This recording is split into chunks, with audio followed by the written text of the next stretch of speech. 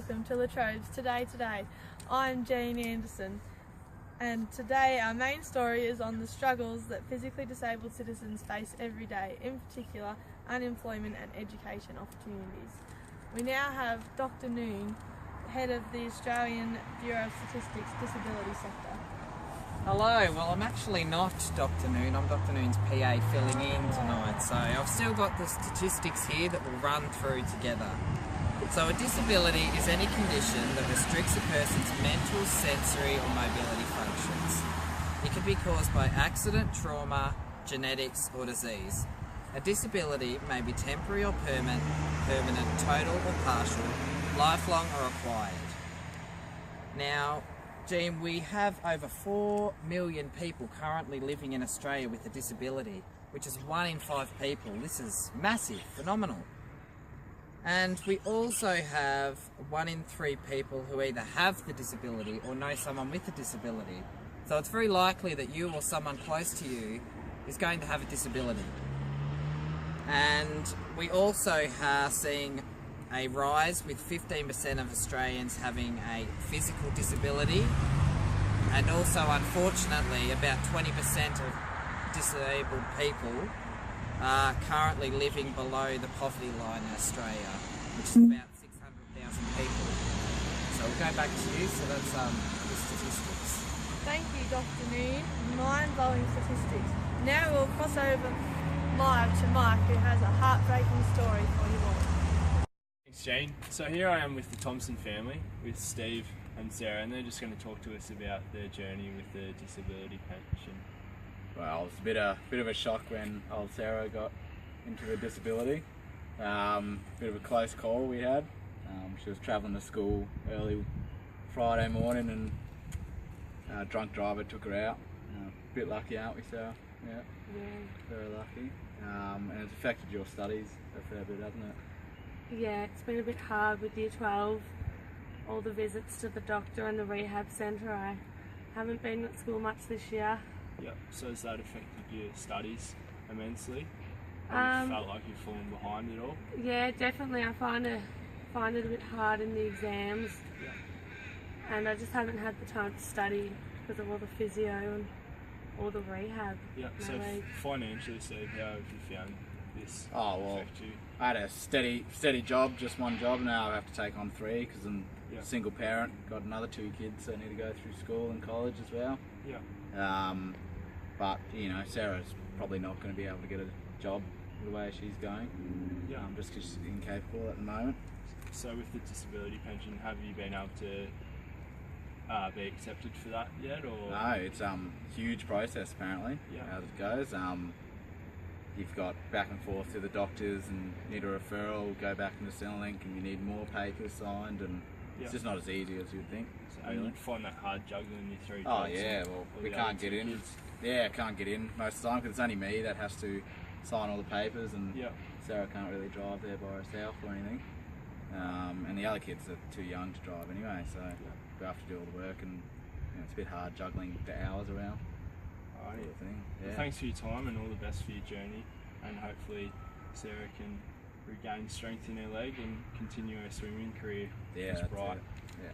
Alright, thanks, Sarah. Alright. For that intriguing story and interesting opinion. Now we have Joe Blow on the phone, who is from the Australian government. Joe Blow, is there anything that the government is doing to help these people?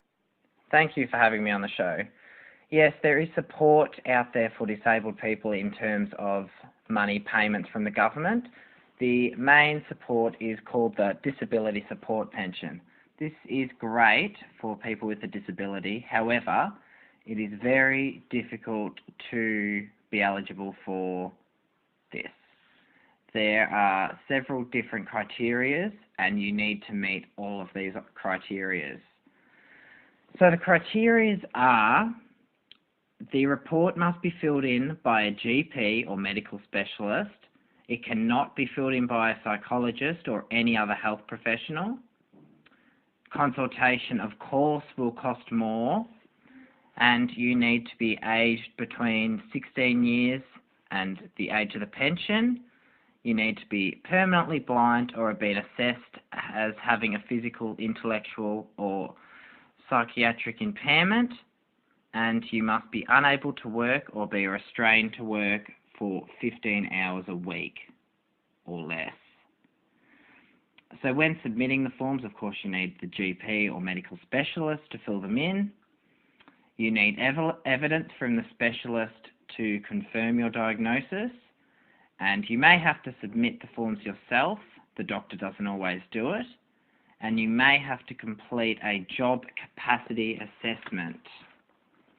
Now, if you'd like any more information on any of these, you can of course go to the Bureau of Statistics for the statistics on disabled people and people in the workplace, etc. Or you can of course visit the Centrelink website or get into contact with your closest Centrelink centre. So, in contrast to this, physically disabled people do need to seek other support options. There are plenty of different support networks out there for disabled people, and they need to access these and help themselves when other people are trying to help them. And also in terms of employment, there are plenty of employers out there who are willing to take on disabled people for many different reasons. This is fantastic. Of course, we need more people like this, but this is a fantastic start. And also, the physically disabled people need to look for jobs that are suitable for them, and they need to seek the alternative employment that they are capable of performing. So if you have any more questions, please don't hesitate to look onto these websites to get more information. Thank you. We now have Dr. Phil Good, who has completed studies on social exclusion towards physically disabled citizens. Welcome, Dr. Phil. I've read your report, and I found it intriguing that more than half of the Australians who have physical disabilities experience social exclusion. What did your research entail? Our research entailed a lot of gathering of statistics, such as going to many conferences like the one held in Manchester, UK. There were also a lot of reading of journal articles. One that I found relevant to the subject is one by Parker, Turnbull and Turnbull, which focused on the impacts of poverty and quality of life of the disabled. So what did you find from your results? Well, it was pretty surprising. One was the social exclusion aspect. A lot of disabled people experience social exclusion, which leads to other factors such as depression, feeling like they aren't able to do everyday tasks, and then this affects their education and ability to work. Okay. So would you say there's higher rates of unemployment, or? There's a lack of education due to the fact that they don't feel that they should be there, they feel left out. That all depends on age as well. So 15-year-olds go to school, they feel excluded. Then once you're in 33 area, you often have people that have high employment because they're stuck in a rut and they don't think they can do everything the same. Yeah, I've heard of businesses that tend to cater for physically disabled people and who are willing to put in ramps and provide jobs for those people. Did you find much of that? Yes, so once they become disabled, if they've been in the business for a while, it's obviously the businesses have to look after their employees, especially to help them get back into their working order.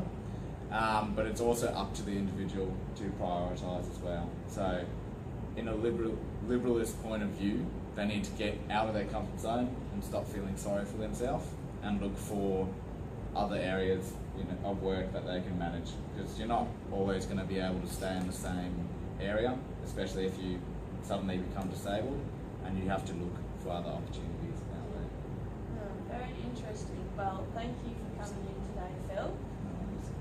We will now cross over live to Mike, who is out in the public.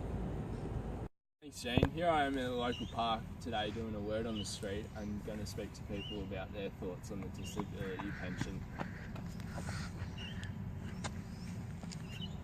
G'day guys, do you mind if I have a quick word? Yeah, sure. How are you going today? Yeah, really good, thank you. Good, that's good. Do you know that 1 in 5 Australians who are on the disability pension faced by poverty at all? No, I never would have thought that. That's crazy. Just looking at your situation, Yeah. have you been affected by that at all?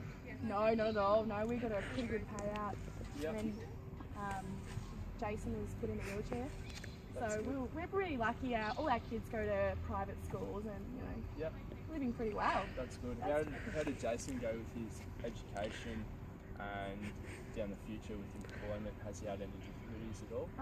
Look, he has, but we own a business, so we've been able to incorporate Yep. into that business, and he does a bit of reception work and all that sort of stuff. So So yeah, that he's helps really, then. yeah, Keeps him definitely, active. definitely. That's We're just very lucky people. Yeah. Alright. Well, thanks for your time. I'll let you go on Thanks, and nice enjoy the to rest of meet your you. day. Thanks. sir. Bye. Thank you, Mark. It's interesting to see the public's view on this matter. If you're looking for any more information, you can head to our website. Thank you for listening. Good night.